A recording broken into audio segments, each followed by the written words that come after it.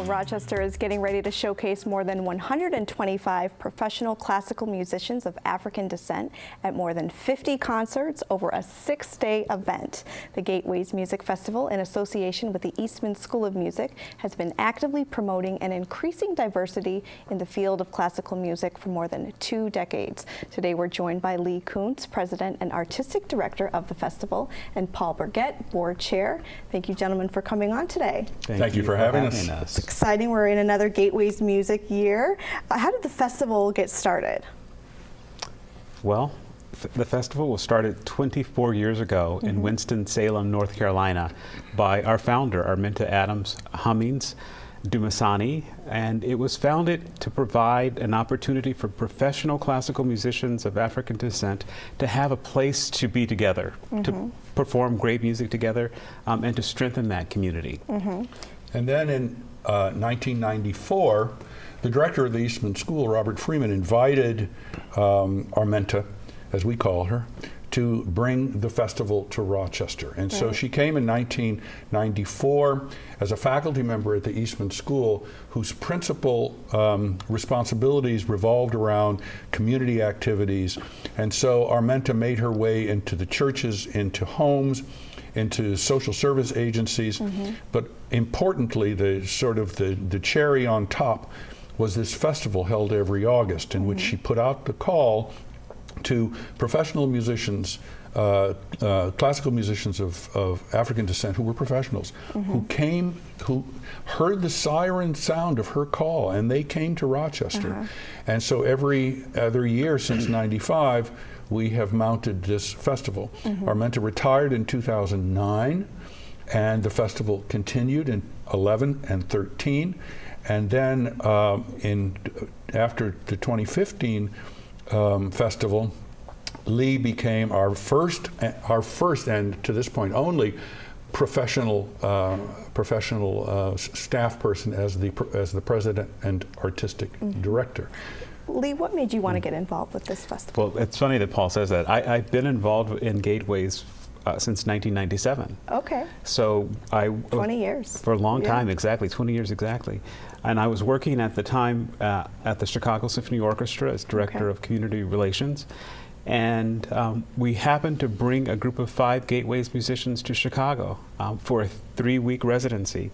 And it was extraordinary. They played all over the city of Chicago in community centers, detention centers, houses of worship, and that all culminated in this incredible concert at the DuSable Museum of Art and African History. And it was standing room only, and it was an extraordinary experience. But after the concert was over, we were kind of amazed by how many people who came up to us and said, "We've never seen black people play classical music before." Wow. And because of that, I thought, wait a minute, there's something here. There's power in the message of the Gateways Music Festival. And shortly after that, I joined the board.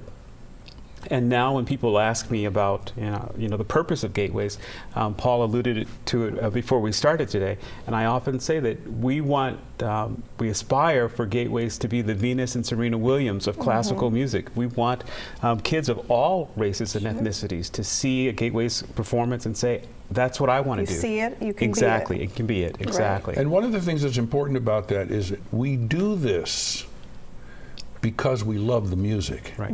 It is, in the first and last instance, it's about the music.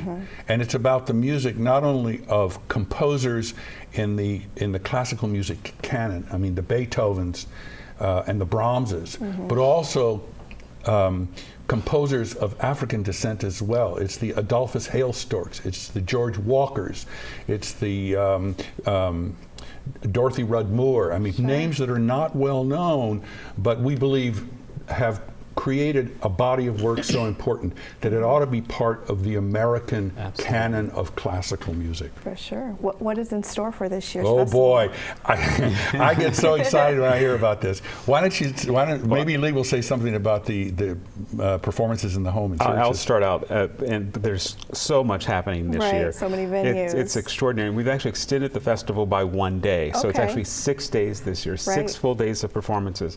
But probably the most important thing about the festival is that we've got 125 musicians coming from all over the United States, from California to Washington State to Maine to Texas to Florida, and then some abroad, some from Germany and England and the Dominican Republic and Brazil and Canada, as all well coming. As our local and artists exactly, as well. some from right here in Rochester. So they're coming from everywhere, and they're coming from major symphony orchestras. They're coming from college faculty. They're coming from freelance positions all around the country.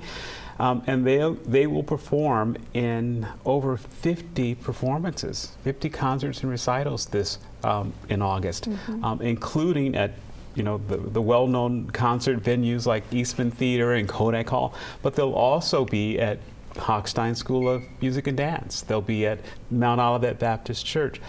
They'll be at libraries, Cornhill Landing. They'll be at City Hall in the Council Chamber. So they'll be all over the city of Rochester performing. Including in private residences? And in private residences. How does that work? It's fun, and I heard that you might be doing one next year, so I would love to. I'll give you this feel.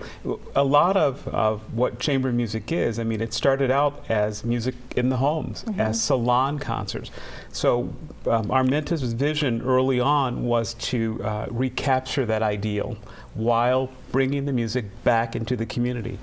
So the chamber music means music performed in a chamber, in a room. And so we do performances in about, I think there are 26 homes this year. We have groups that go into the home, and the host invites their friends, their family, their colleagues, and it's a party around chamber music and celebrating these musicians of African descent. Wonderful. Who should come out to these concerts? Everybody. Everyone. These are concerts for everybody. And they're free. And they're free. And open to the public. As I mentioned to you before we went on air, I've talked to Roland Williams, who is the great mind behind Champion, the Champion Academy, and he's got 300 plus children, middle school and high school kids in the Rochester City School District. And I said to Roland, hey man, we have this concert happening on August the 13th at 4 in the afternoon. It's free. Bring your kids. And he jumped up and down and said, we'll be there. And that concert, in addition to the other programs that Lee has mentioned, will be just absolutely astonishing. We open with Adolphus Hailstork, who is a Rochester native and has had a distinguished career as a composer, which is An American Port of Call is the name of the piece. It's the sort of thing that makes everybody sit up and pay attention. And that will be followed by a very, very famous piece for piano, Rachmaninoff's Second Piano Concerto, and Lee will say a word about our pianist. Who is Stuart Goodyear, this extraordinary, phenomenal pianist, one of the best pianists of his generation, and who happens to be from Toronto. So I don't believe he's performed very much in Rochester. He's performed all over the world, so it's wonderful that Gateways is able to bring him here to Rochester. Canadian of African descent. Of African descent, yes. And the concert concludes with the Brahms Second Symphony, which is in the repertoire of orchestral music. It's one of the great war horses. Yes. And so to conclude the concert with that, it's going to be spectacular. In our last, in 2015, the Gateways Festival 2015, we ended with a piece called La Valse by Ravel, which is a real barn burner. And you always want to end with a barn burner because that gets the juices flowing, the adrenaline flowing, and people are leaping out of their seats, and they did. Well, the only thing better than ending with Ravel's La Valse is ending with the Brahms Second, because people will be tearing the place apart. It's that exciting a piece. That is excellent. And you asked, who should come to the concert. I think that, Roland's group is a perfect example, of kids who, these 300 kids who will come to the concert, and they'll see people on the stage who look like them. And many of them in that group might say, wait a minute, I didn't know people who look like me played that kind of music. I kind of like this music, or I want to be one of those people. And so that's who we want to come to the concerts. We also want people who love classical music to come to this concert. Of course. We want people who are a little bit curious about classical music to come to the concert. So everybody is welcome, and everybody will have a great time. People who are bored because they don't want to watch a football game, come on down. That's me. What's the community reaction when you tell someone that doesn't know about the Gateways Music Festival? What do they say? That's a terrific question. Yeah. It amazes me that, you know, Gateways is not more well known in Rochester. So the first thing that I hear is, we didn't know about Gateways, and why don't we know about Gateways? This is the most incredible thing I've heard.